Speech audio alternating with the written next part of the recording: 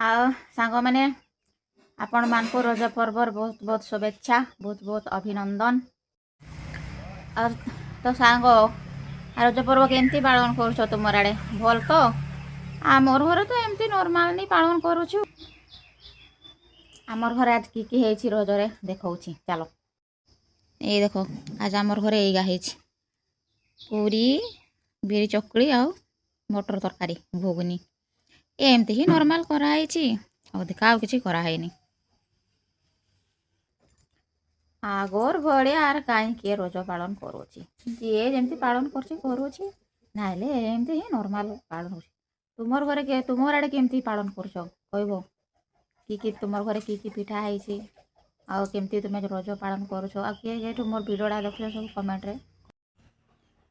ଆଗରେ କେତେ ଦୋଳି ବି କରାହେଉଥାଏ, ଆମର ଘରେ ତ ଏଇନା ଦୋଳି ବି କରାହେଇନି। ସାନ ଛୁଆ ଦୁଇଟା ଅଛନ୍, ହେଲେ ଦୋଳି କରବାର ଜାଗା କାହିଁ, ସେମିତି ଜାଗା ବି ନାହିଁ, ଗଛ ବି ନାହିଁ, ଜାଗା ବି ନାହିଁ, ଦୋଳି ବି ହେଇନି।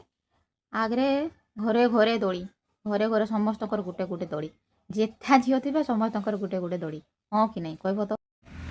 ଆଗରେ ରଜ କହିଲେ କେତେ ବର୍ଷା ହେଉଥାଏ କହନା, ସେ ବର୍ଷାରେ ଭିଜି ଭିଜିକିରି ଦୋଳି ଖେଳୁଥାନ୍। ବର୍ଷା ହେଉ ପଛେ ପୁରା ଲଗାତାର ଦିନ ସାରା ବର୍ଷା ଲାଗିଥାଏ। ଆଉ ଏନା ଦେଖ ରଜର ପାଗ କେମିତି ମୁଁ ଦେଖାଉଛି। ଏଇ ଦେଖୁଛ କେତେ ଖରା ହେଉଛି, ପୁରା ଗୁଳଗୁଳି, ବୁନ୍ଦେ ପାଣି ନାହିଁ, ମାନେ କେତେ ଯେ ପାଗ ଚେଞ୍ଜ ହେଇଗଲାନି।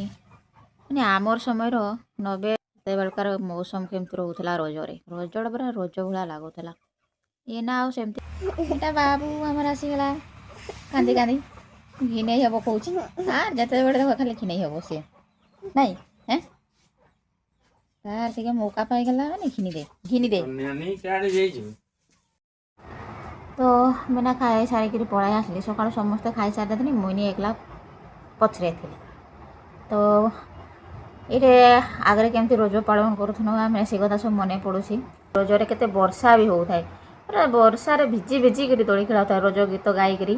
କଥା ବନସ୍ତେ ଡାକିଲା ଗଜ ବରଷକେ ଥରେ ଆସିଛି ରଜ। ନା ପିଲାମାନେ ଏଇସବୁ ଗୀତ ଗାଉଛନ୍ତି କି ନାହିଁ କିଏ ଜାଣି।